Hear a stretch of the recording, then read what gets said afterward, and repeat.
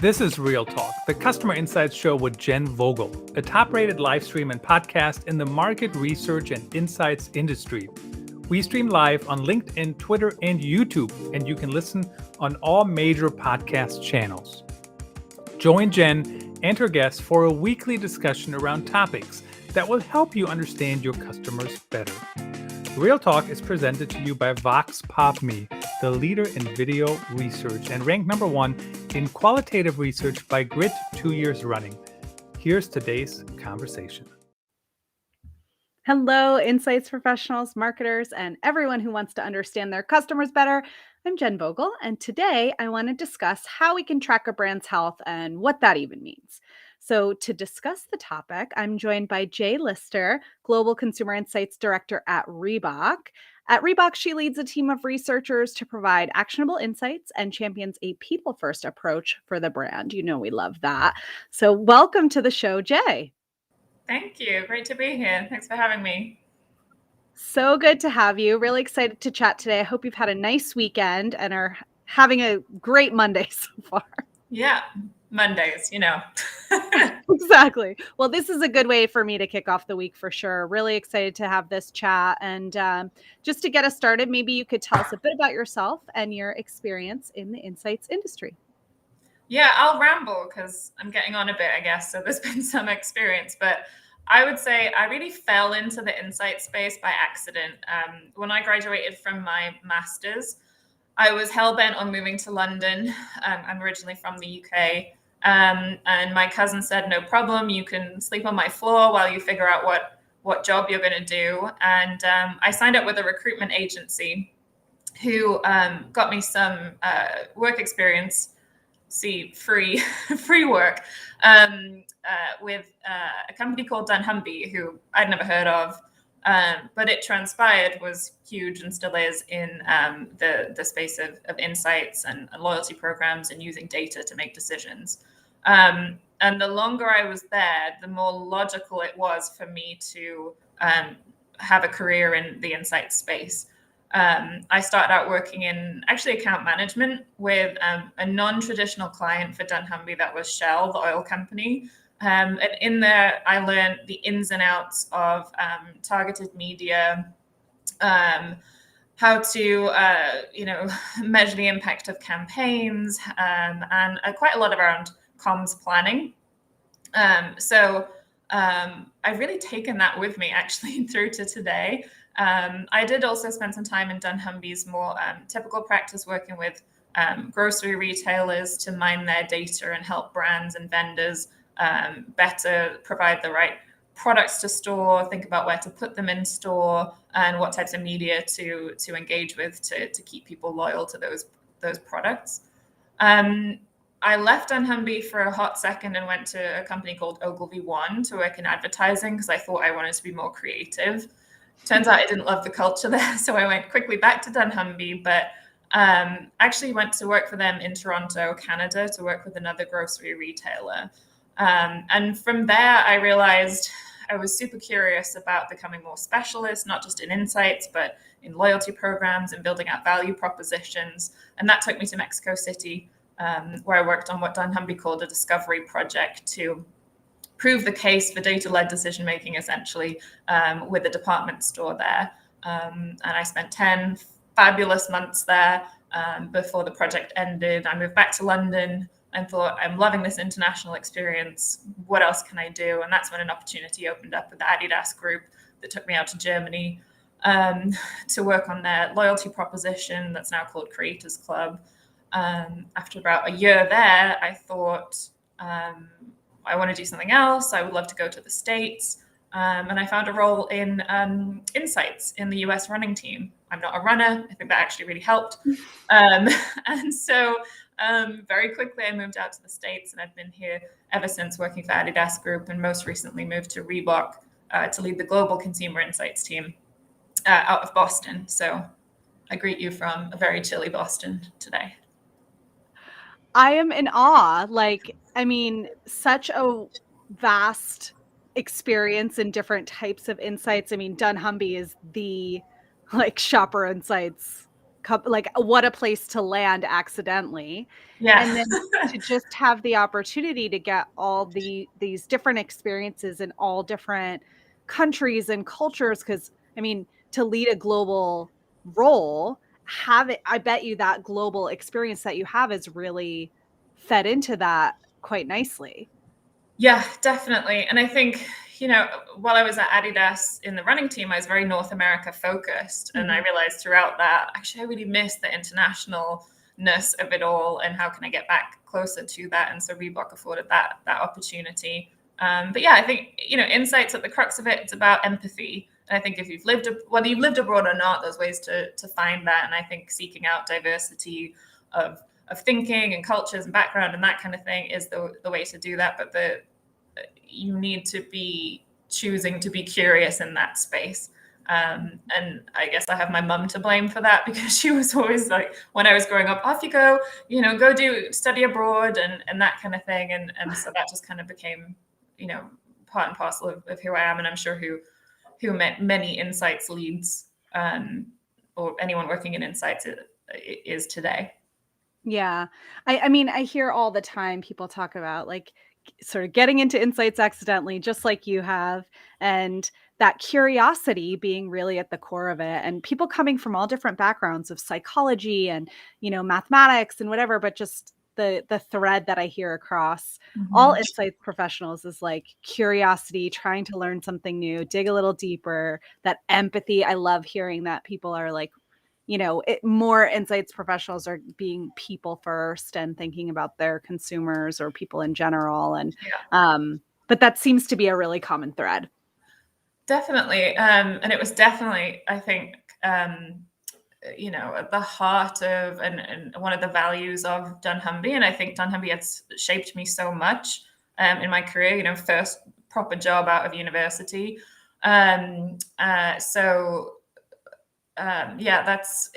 so much part of it. And I think if you stay curious, then you're bettering yourself and your company, whoever you're working for, along the way. But I think it's the hardest part is finding the balance between being so curious about the consumer and wanting to put their voice into the heart of everything, but also manage those commercial and business metrics too. I will say dunnhumby, just have them on a pedestal for 5 minutes more, really made me less afraid of math. Growing up, I was really bad at math. I probably shouldn't say that now. But I was, and I don't have a degree in maths. I have 2 degrees in marketing. I thought I was going to do a PhD, but I realized I was an impoverished student and I was tired of that. But being at dunnhumby, I really saw like the power of what the numbers could do, and also kind of took the pressure off myself of being like the hardcore analyst that needed to come up with the numbers. I was more the person that needed to use them, tell a story with them, and then try and enact a change with them. Yeah, I love that. It's there's calculators for math now. You don't have to do the numbers yourself, but making it actionable, that is the key in insights, right? And telling a story. I love that. Exactly. So when it comes to tracking brand health, how do you define that? Well, when you say tracking, I instantly think, metrics that you've agreed upon that reflect, the performance or health of your brand. And I think the agreed upon piece is really crucial there, because companies, I think, are definitely guilty of tracking everything just because it's measurable or trackable. But I think, and I had some great advice chatting with a guy I know at Mondelez last week, not Nick Graham, who you had on before, but their head of advertising, that was the number one thing to agree on between teams is that you're aligned with how brands grow, and therefore what you measure as a result. And I think that's reflected in tracking. I know, at Reebok, we have a big old brand tracker, lots of metrics in it. But how do we find the ones that are the ones that really reflect the health of the brand, which for me it talks about things like, are people really picking up what you're putting down? Are they feeling some type of way about you? Hopefully that's good. And are you, when people think of your category, are you the ones that are top of mind? Which is all of that stuff is easier said than done today when there's so much competition, especially in, a space like athleisure, fashion, apparel, that kind of thing. Sure. And I mean, with brand metrics, like, I think it's there's certain metrics that you can track that are very mathematical, right? Very black and white, like, people are visiting the site or they're not, or people are buying or they're not. But it's very difficult to come up with that like $1 million brand tracking metric. Like, what is that one metric that you can like really agree upon, or does it change all the time? Yeah. Yeah. And I would say I'm still learning a bit about this. So, I haven't been doing brand tracking my entire career. But for me, it's about separating out the short term and the long term ones, and they all matter. And I think long term, we're all here as custodians of a brand or guardians of a brand to make sure that for the long term, the brand sticks around. So something like a brand equity score or a brand power score, I think is really important. But that achieving whatever score you want in that space takes time, commitment, and consistency. And I think just given the pressures of, especially in the last 2 years, business pressures to meet sales numbers and such, it's that commitment is hard and takes courage from leaders and everyone to collectively to hold hands to put the right things in place to make sure that your brand is consistent and you're investing in it consistently over time. And even more important that, as you mentioned, you've agreed upon these metrics. So, the long-term stuff is, you can go back and say, we agreed, we're going to be looking at this. Maybe it's, not quite where, this other thing isn't quite where we want it to be, but remember when we agreed on that Exactly. before. Yeah. And I think, in companies that have some sort of bonus at the end of the year, if that KPI is front and center near that bonus, then it is that you manage what you measure kind of moment. And I think for me, I'm always encouraging and will always encourage wherever I am, to have the brand metric alongside the sales metric, because you can't have one without the other, especially in an industry like the one I'm in, where it's about image and emotion and helping people craft their identity. It's not just about, shoes on feet, or logos on chests. Right. Absolutely. And so I want to talk about that too for a second, but before I do, who do you think like needs to agree upon those metrics? Because there's probably a lot of different stakeholders that could get involved, but who really needs to be like in that group that says this is the metric that matters in this case? Yeah, I think, at the very top, the CMO, and then down from there, we're talking, like, at least the teams I work with, that I want the brand strategy team to be on the same page as my team, to be on the same page as our in-house advertising agency, because we all have, a finger in that brand creation and custodian pie. Terrible analogy, but you get the point. Over time. So they're definitely in there. And then, if I think C-suite and senior leadership teams, if I would hope that, the CFO is on the same page as the CMO and that kind of thing. So I think it's really, it should be as high up as possible. Amazing. Thank you.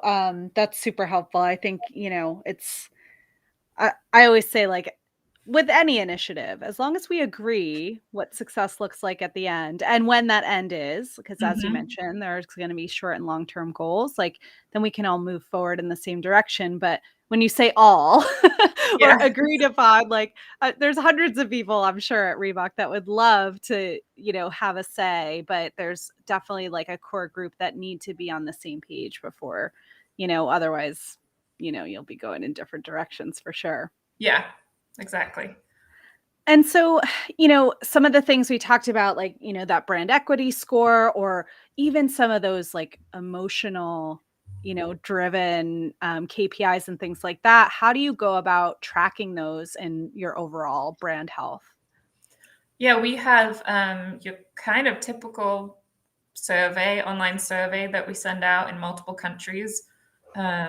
A set of the questions in there are standard, so that with the provider that we work with, we can have benchmarks from outside of industry, and then a set of questions within there are customized according to Reebok. So things like, obviously not every brand is trying to put the same image perception out there. So we have ours tailored for us.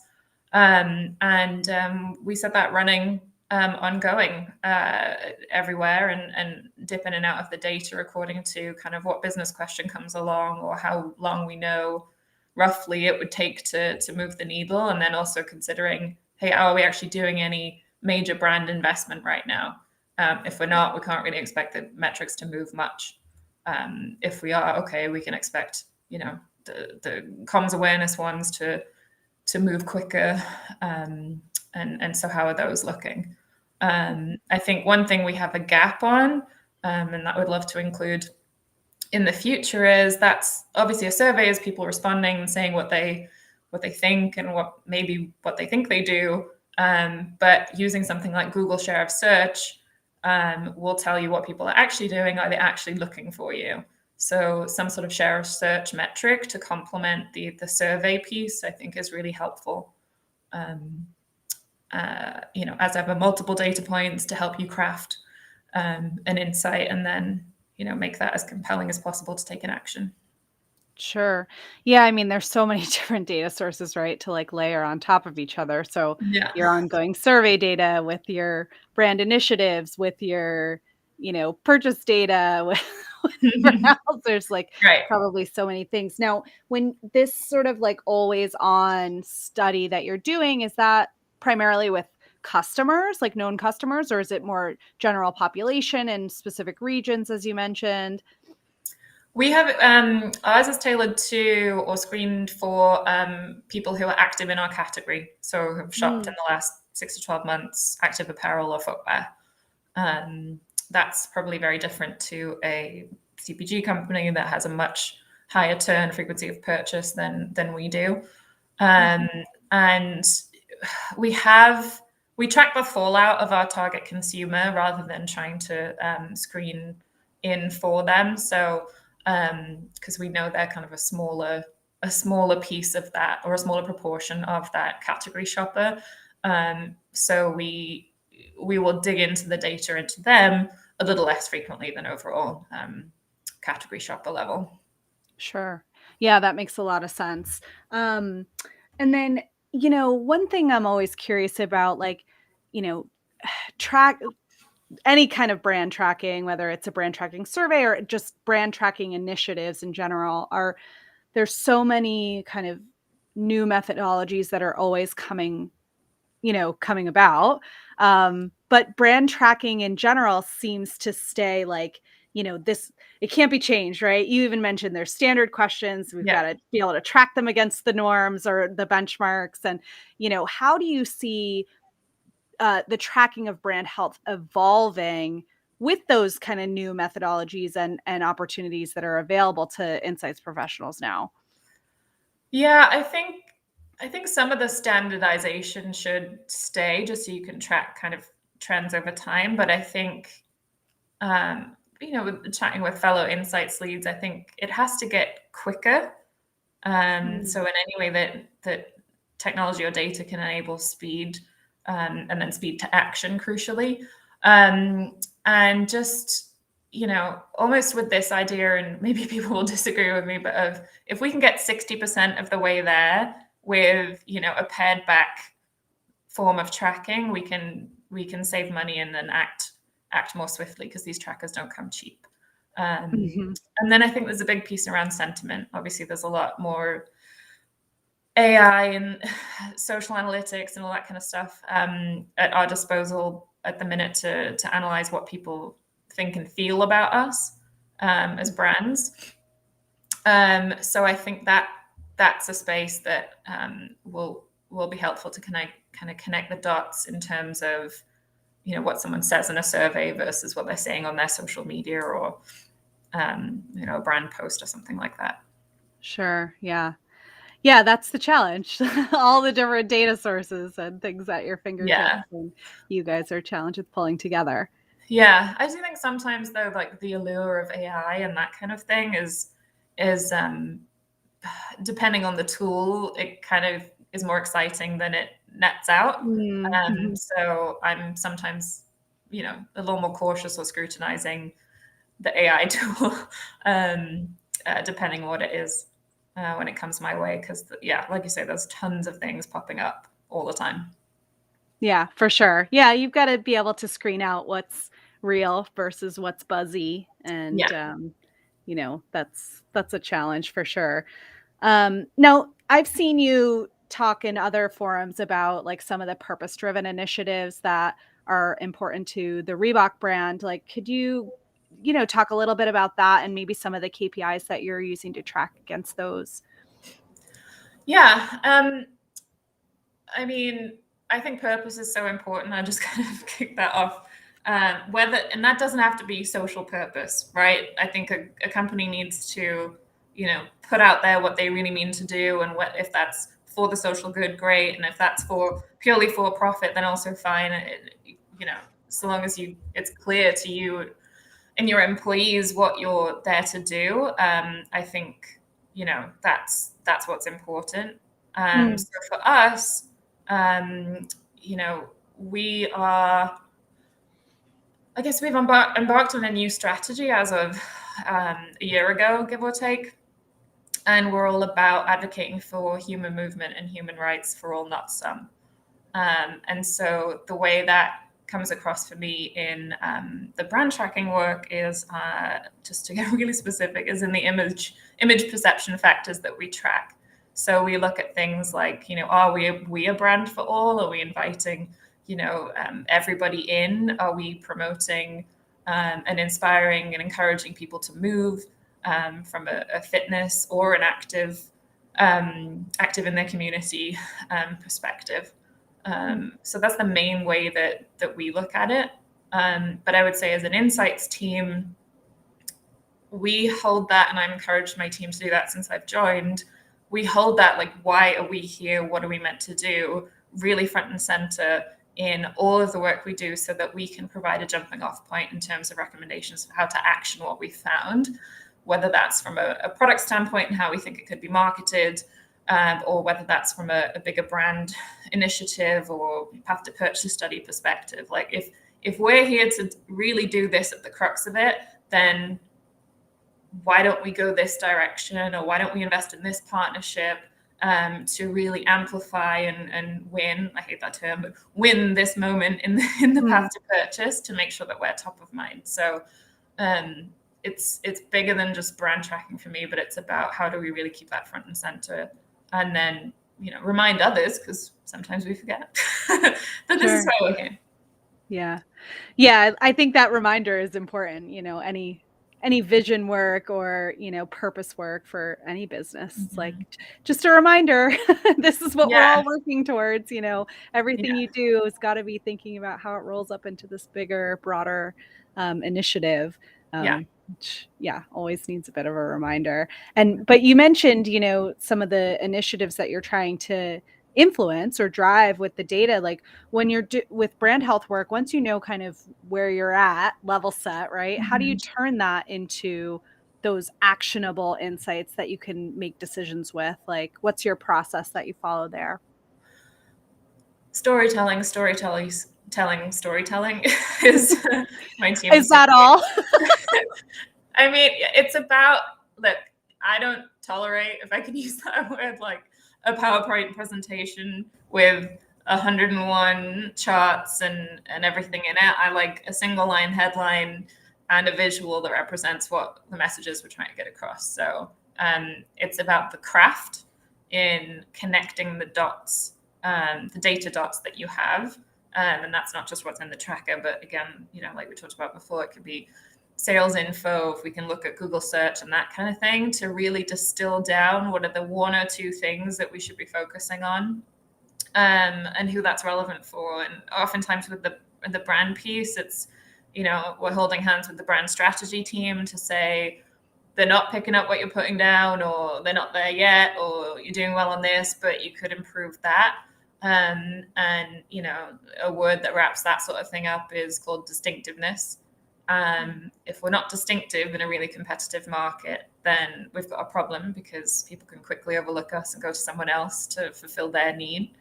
And so distinctiveness doesn't just live with the brand strategy team, it lives with the marketing team. How do we make sure that we're, through our marketing, being really consistent and identifiable, and our brand codes and other buzzwords are really working hard for us for the long term. And then that also leads us to our in-house agency. So we're in the process at the minute of setting up new testing for creative that says, you know, answers the question, does it feel like Reebok? And if it does, hopefully land that distinctiveness, because it shouldn't feel like another brand. So one insight can kind of have legs. And I guess I also don't think that there should be like 1,001 insights in every presentation. So especially with brand tracking, I feel like a lot of the stuff that we find at the minute is more related to kind of that strategic piece, especially as we're embarking on a new strategy. So I think about insights as kind of strategic and then a little more tactical. Mm-hmm. Oh my gosh. I mean, you make it sound simple, but it's not really easy to execute. I mean, like, I think a lot of insights folks struggle with distilling down that, you know, like you described, 101 slides in a PowerPoint with all the insights that came out of that study, which nobody has the time or energy to digest. Yeah. It's all important, right? And you certainly care about it, but to take that into a story of a single slide, a headline, here's what we found and here's what we need to do. Yeah. That's a difficult skill to practice, right? Like, yeah, you're kind of like a bit of an editor too. I think you have to kind of sort the like what's really important here, what needs to be prioritized.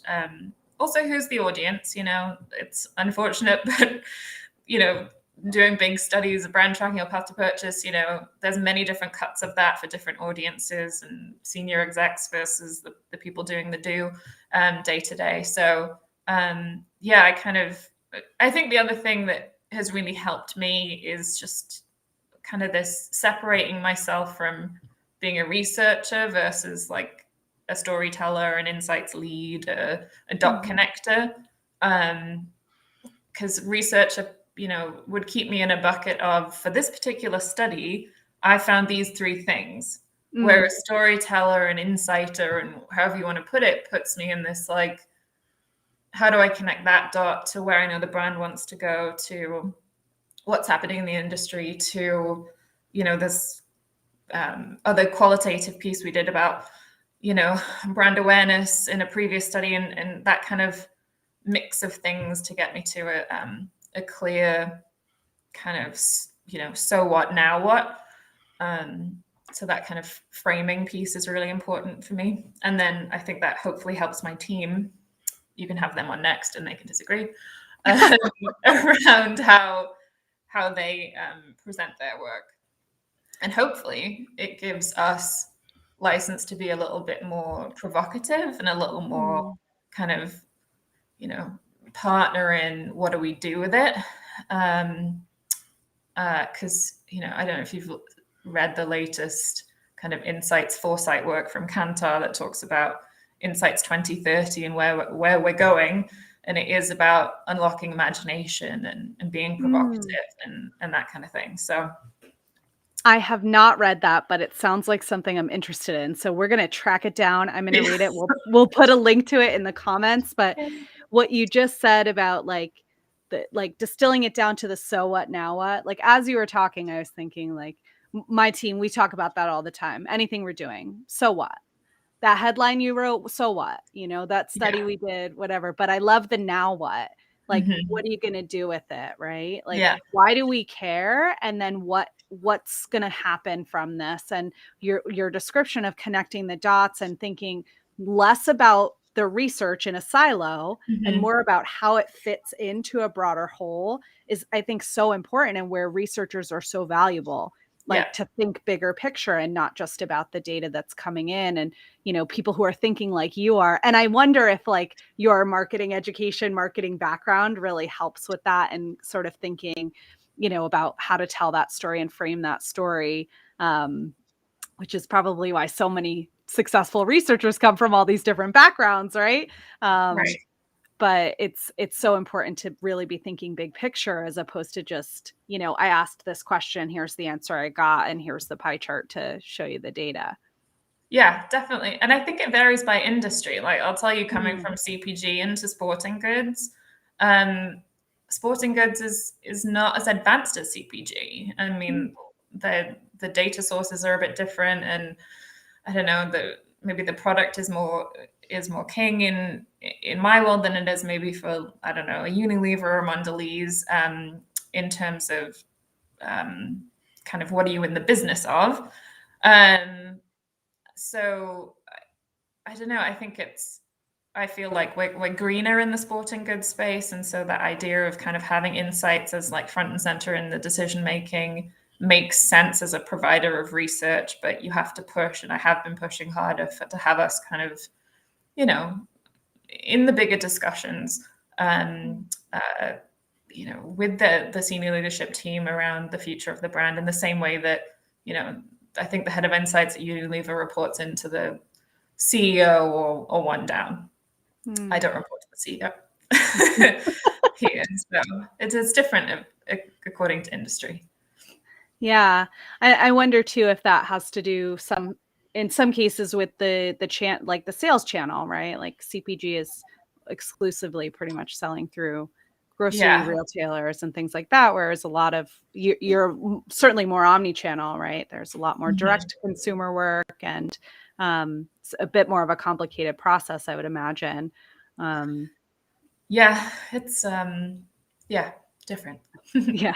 And I think too that this conversation has come up a lot about like, how can insights folks get a better seat at the table in some of those more strategic discussions. So I love to hear that you're like pushing more for that. I guess, what advice would you give to another insights leader who is trying to do the same thing?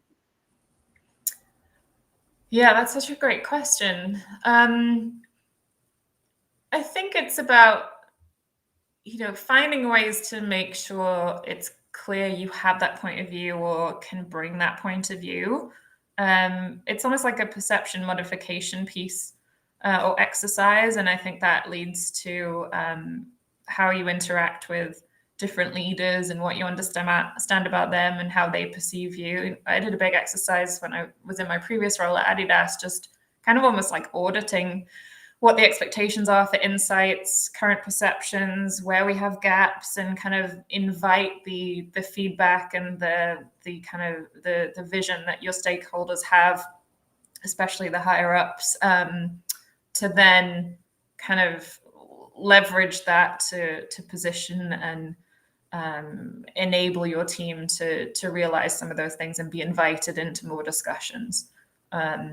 And I think that definitely worked out. I think the other thing is, where you have a company or leaders that are talking about consumer obsession and that kind of thing, that the insights team is a great conduit to unlock that as a culture where the behaviors really match what's being said at the top. And that's not just the responsibility of the insights team, but the insights team can really enable that with HR and sales and many different partners to make that really kind of a sticky part of the culture, and not just words or, you know, insights as the voice of the consumer. Yeah, but, you know, we all really are trying to serve the same people here and have that empathy. So it's not all just a functional thing, it's a philosophical thing. And I like to think in what is the philosophy here to try and unlock how the business transforms over time. Oh, hello. So sorry, we almost made it. Henrik obviously very big fan of that approach. Thank you. But One person, one dog. one dog. No, I mean, I think you like in a company that has that people first philosophy, you do have a better opportunity to really be proactive and kind of take your seat at the table as opposed to waiting for internal, as an insights department, you're serving so many different internal customers, right? Mhm. And so instead of waiting for what they need, like being proactive and providing them with what they need or what they maybe didn't know they needed, Yeah, you'd start to earn that ear a bit. exactly. And I think if you're in a leadership position, it's about, and you have a strong vision, or if you don't, find one, figure one out, and then try and think about ways to kind of get people to think a little differently about your vision, how it can complement, contribute, and not necessarily challenge, but evolve. What that means, because insights, especially, there's so many benefits around, if we're really good at insights, I think we can be really good at you know, employee relations in terms of just having that empathy across the board, not just within, how we think about consumers. I think that's such a good point. Um, and even like as you're mentioning, like you tailor your storytelling to who the audience is, like understanding what your audience cares about, your internal audience, just as much as your external audience is going to make the work you do that much more effective. Yeah, agreed. Amazing. Well, I can't thank you enough for coming on the show today. This has been a really great conversation. And we actually do have quite a bit of like insights folks from CPG on the show. And I think this is the first time we've talked to somebody on, the more sports athleisure side of things. So it's really great to hear your perspective. Thanks for coming on. No problem. Thanks for having me. Absolutely. Thanks everyone for listening in today. We will be back with another episode next week. I will be joined by Rob Volpe, who is launching a new book. So stay tuned.